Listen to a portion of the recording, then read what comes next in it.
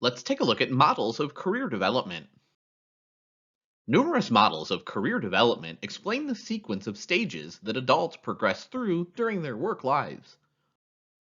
These models emphasize the notion of an orderly series of career stages linked to age ranges, place the career into the context of a person's life, and contain overlapping concepts. Occupational choice includes assessing possible occupations, selecting an occupation, and obtaining the necessary education.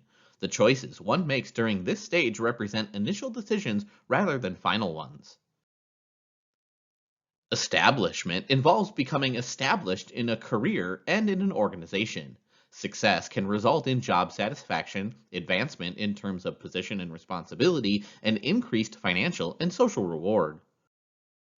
At the mid career stage, one of the tasks the individual faces is a re examination of the life structure and choices adopted during their early career. An individual may refrain or modify and make choices to remain productive at work.